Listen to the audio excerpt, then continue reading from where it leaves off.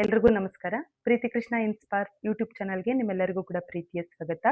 ಇನ್ನು ಯಾರೆಲ್ಲ ನಮ್ಮ ಯೂಟ್ಯೂಬ್ ಚಾನಲ್ ಅನ್ನ ಸಬ್ಸ್ಕ್ರೈಬ್ ಮಾಡ್ಕೊಂಡಿಲ್ಲ, ದಯವಿಟ್ಟು ಸಬ್ಸ್ಕ್ರೈಬ್ ಮಾಡ್ಕೊಳ್ಳಿ ಅಂತ ಹೇಳ್ತಾ ಇವತ್ತಿನ ಒಂದು ಟಾಪಿಕ್ ಅನ್ನ ಶುರು ಮಾಡೋಣ.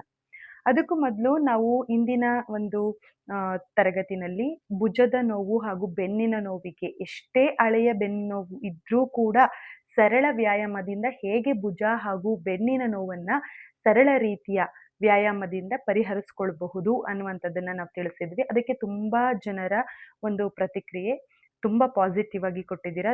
ಎಲ್ರಿಗೂ ಕೂಡ ತುಂಬ ಹೃದಯದ ಧನ್ಯವಾದಗಳು. ಹೀಗೆ ಹೆಚ್ಚೆಚ್ಚು ಉಪಯುಕ್ತಕರವಾಗಿರುವಂತಹ ಮಾಹಿತಿಗಳು ನಮ್ಮ ಪ್ರೀತಿ ಕೃಷ್ಣ ಇನ್ಸ್ಪೈರ್ ಯೂಟ್ಯೂಬ್ ಚಾನಲ್ ನಲ್ಲಿ ಸಿಕ್ಕೋದ್ರಿಂದ ದಯವಿಟ್ಟು ನಮ್ಮ ಒಂದು ಚಾನಲ್ ಅನ್ನ ಸಬ್ಸ್ಕ್ರೈಬ್ ಮಾಡ್ಕೊಳ್ಳಿ ಅಂತ ಹೇಳ್ತಾ ಇವತ್ತಿನ ಒಂದು ಟಾಪಿಕ್ ಅನ್ನ ಶುರು ಮಾಡೋಣ.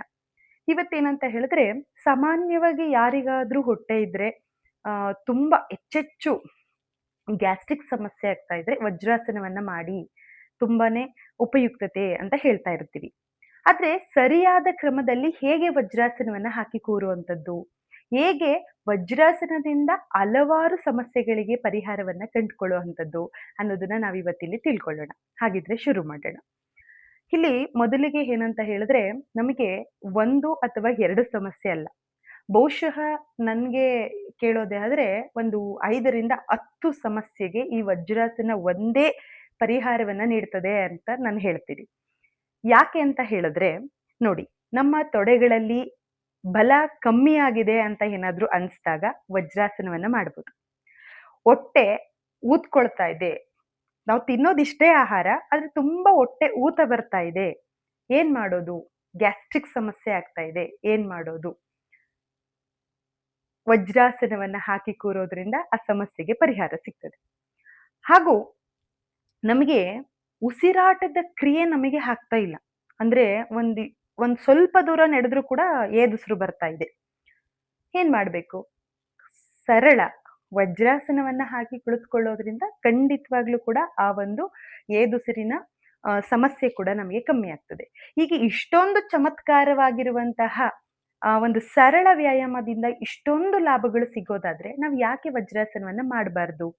ಹಾಗಿದ್ರೆ ಸರಿಯಾದ ಕ್ರಮದಲ್ಲಿ ಹೇಗೆ ನಾವು ವಜ್ರಾಸನವನ್ನ ಮಾಡಬೇಕು ಅನ್ನುವಂಥದ್ದನ್ನ ನಾನಿವತ್ತು ತಿಳಿಸ್ಕೊಡ್ತೀನಿ. ಬನ್ನಿ ಹಾಗಿದ್ರೆ ಶುರು ಮಾಡೋಣ. ನೋಡಿ, ಮೊದಲಿಗೆ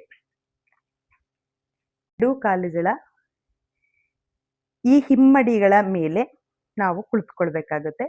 ಒಂದು ಸಣ್ಣ ಪರೀಕ್ಷೆಯನ್ನ ಮಾಡ್ಕೊಳ್ಬೇಕು. ಅಂದ್ರೆ ಇದು ಉಪಯುಕ್ತಕರವಾಗಿರುವ ಲಾಭ ನಮಗೆ ಸಿಗಬೇಕು, ಸರಿಯಾದ ಕ್ರಮದಲ್ಲಿ ಲಾಭ ಸಿಗಬೇಕು ಅಂದ್ರೆ ಏನ್ ಮಾಡ್ಬೇಕು ಅಂತ ನೋಡಿ. ನಮ್ಮ ಬಲಗೈನ ತೋರು ಬೆರಳನ್ನ ಇಟ್ಕೊಂಡು ನಮ್ಮ ಮೂಗಿನ ಕೆಳಗೆ ಇಡಬೇಕು. ಬೆನ್ನು ನೇರವಾಗಿ ಇರಿಸ್ಕೊಂಡಿರ್ಬೇಕು. ಉಸಿರಾಟದ ಕ್ರಿಯೆ ಸಾಧಾರಣವಾಗಿ ಇರಬೇಕು. ಈಗ ಮೂಗಿನ ಕೆಳಭಾಗದಲ್ಲಿ ನಮ್ಮ ತೋರು ಬೆರಳನ್ನ ಇಟ್ಟು ಸಾಧಾರಣವಾಗಿ ನಿಧಾನವಾಗಿ ಒಂದು 5ರಿಂದ 6 ಬಾರಿ ಉಸಿರನ್ನ ಆಡ್ಬೇಕು. ಮೂಗಿನಲ್ಲಿ ಬರುವಂತಹ ಗಾಳಿ ಆ ತೋರು ಬೆರಳಿಗೆ ತಾಗ್ಬೇಕು. ಹಾಗೂ ಯಾವ ಮೂಗಿನ ರಂಧ್ರದಲ್ಲಿ, ಬಲರಂಧ್ರ ಅಥವಾ ಎಡರಂಧ್ರ, ಯಾವ ರಂಧ್ರದಲ್ಲಿ ಹೆಚ್ಚು ಗಾಳಿ ಬರ್ತಾ ಇದೆ ಅಂತ ತಿಳ್ಕೋಬೇಕು. ಒಬ್ಬೊಬ್ಬರಿಗೆ ಎಡರಂಧ್ರದಲ್ಲಿ ಹೆಚ್ಚು ಉಸಿರು ಬರಬಹುದು, ಕೆಲವೊಬ್ಬೊಬ್ಬರಿಗೆ ಬಲರಂಧ್ರದಲ್ಲಿ ಹೆಚ್ಚು ಉಸಿರು ಬರಬಹುದು. ಯಾರಿಗೆ ಬಲರಂಧ್ರದಲ್ಲಿ ಉಸಿರು ಹೆಚ್ಚು ಬರ್ತದೆ ಅವರು ಎಡಗಾಲಿನ ಹೆಬ್ಬೆರಳಿನ ಮೇಲೆ, ಬಲಗಾಲಿನ ಹೆಬ್ಬೆರಳನ್ನ ಎಡಗಾಲಿನ ಮೇಲೆ, ಹಾಗೂ ಯಾರಿಗೆ ಎಡರಂಧ್ರದಲ್ಲಿ ಹೆಚ್ಚು ಗಾಳಿ ಬರ್ತದೆ ಅವರು ಉಸಿರು ಬರ್ತದೆ ಅವರು ಎಡಗಾಲಿನ ಹೆಬ್ಬೆರಳನ್ನ ಬಲಗಾಲಿನ ಹೆಬ್ಬೆರಳಿನ ಮೇಲೆ.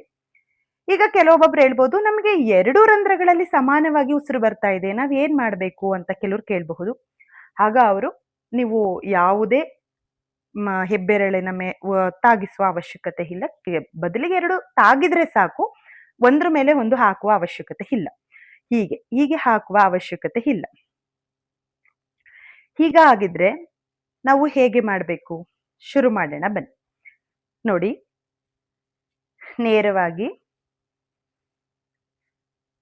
ಈ 2 ಹೆಬ್ಬೆರಳು ಹೀಗೆ ತಾಗಿಸ್ಬೇಕಾಗ್ತದೆ, ಹೀಗೆ ಕುತ್ಕೊಳ್ಬೇಕಾಗ್ತದೆ. ಬೆನ್ನನ್ನ ನೇರವಾಗಿ ಇರಿಸ್ಕೊಳ್ಬೇಕಾಗ್ತದೆ, ಭುಜವನ್ನ ನೇರವಾಗಿ ಇಟ್ಕೊಳ್ಬೇಕಾಗ್ತದೆ.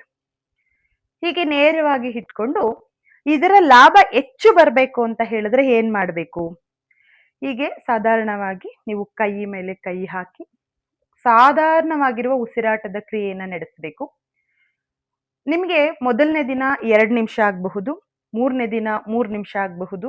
ಹೀಗೆ ದಿನದಲ್ಲಿ 2 ಬಾರಿ ಮಾಡಿದ್ರೂ ಕೂಡ ಓಕೆ. ಆದ್ರೆ ಊಟವಾದ ನಂತರವೇ ಮಾಡಬಹುದಾಗಿರುವಂತಹ ಏಕೈಕ ಆಸನ, ಉಪಯುಕ್ತಕರವಾಗಿರುವ ಆಸನ ಅಂತ ಹೇಳಿದ್ರೆ ಅದು ವಜ್ರಾಸನ.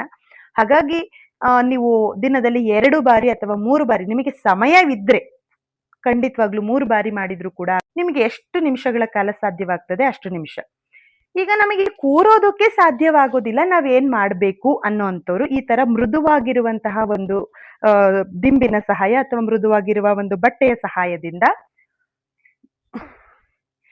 ಕಾಲುಗಳ ಗಂಟನ್ನ, ಅಂದ್ರೆ ಇಲ್ಲಿ ನಾವು ಕೂತ್ಕೋತೀವಲ್ವಾ, ಹೀಗೆ ನಾವು ಇಲ್ಲಿಗೆ ಒಂದು ಮೃದುವಾಗಿರುವಂತಹ ಒಂದು ಬಟ್ಟೆಯನ್ನ ಹೀಗೆ ಕೊಟ್ಟು ಹೀಗೆ ನೀವು ಎಷ್ಟೊತ್ತು ಬೇಕಾದ್ರೂ ಕೂರಬಹುದು. ಇದನ್ನ ಒಮ್ಮೆ ಪ್ರಯತ್ನಿಸಿ ನೋಡಿ, ಬಹಳ ಸುಲಭ ಇದು. ಹೀಗೆ ನಿಮ್ಗೆ ಎಷ್ಟೊತ್ತು ಆಗುತ್ತೆ ಅಷ್ಟೊತ್ತು ಹೀಗೆ ಕುತ್ಕೊಳ್ಬಹುದು. ಹೀಗೆ ಬಟ್ಟೆಯನ್ನ ಇಟ್ಟು ಕುತ್ಕೊಳ್ಬಹುದು. ಇನ್ನ ಇದು ಒಂದು ವಜ್ರಾಸನದ ನಾವು ಹಲವಾರು ಉಪಯೋಗಗಳನ್ನ ಹೀಗೆ ನೋಡಬಹುದು. ಖಂಡಿತವಾಗ್ಲೂ ಕೂಡ ವಜ್ರಾಸನವನ್ನ ನಾನು ಹೇಳಿಕೊಟ್ಟಂತಹ ರೀತಿಯಲ್ಲಿ ನೀವು ಏನಾದ್ರೂ ಕೂಡ ಮಾಡಿದ್ದೆ ಆದ್ರೆ ಇಲ್ಲಿ ತುಂಬಾ ಉಪಯುಕ್ತಕರವಾಗಿರುವಂತಹ ಲಾಭಗಳು, ಆರೋಗ್ಯದ ವಿಚಾರಗಳಲ್ಲಿ ಲಾಭಗಳು ಸಿಗ್ತದೆ. ಹಾಗಾಗಿ ದಯವಿಟ್ಟು ಒಮ್ಮೆ ವಜ್ರಾಸನವನ್ನ ದಿನದಲ್ಲಿ 2 ಬಾರಿ ಮಾಡೋದನ್ನ ನೀವು ಅಭ್ಯಾಸವನ್ನ ಮಾಡ್ಕೊಳ್ಳಿ. ಒಳ್ಳೆಯ ಉಪಯೋಗ ಸಿಗ್ತದೆ ಅಂತ ಹೇಳ್ತಾ ಮುಂದೆ ಮತ್ತೊಂದು ಉಪಯೋಗಕರವಾಗಿರುವ ವಿಚಾರವನ್ನ ತೆಗೆದುಕೊಂಡು ಬರ್ತೀನಿ. ಅಲ್ಲಿವರೆಗೂ ಕೂಡ ಧನ್ಯವಾದಗಳು. ದಯವಿಟ್ಟು ಪ್ರೀತಿ ಕೃಷ್ಣ ಇನ್ಸ್ಪೈರ್ ಯೂಟ್ಯೂಬ್ ಚಾನಲ್ ಅನ್ನ ಸಬ್ಸ್ಕ್ರೈಬ್ ಮಾಡ್ಕೊಳ್ಳೋದನ್ನ ಮರಿಬೇಡಿ. ನಮಸ್ಕಾರ.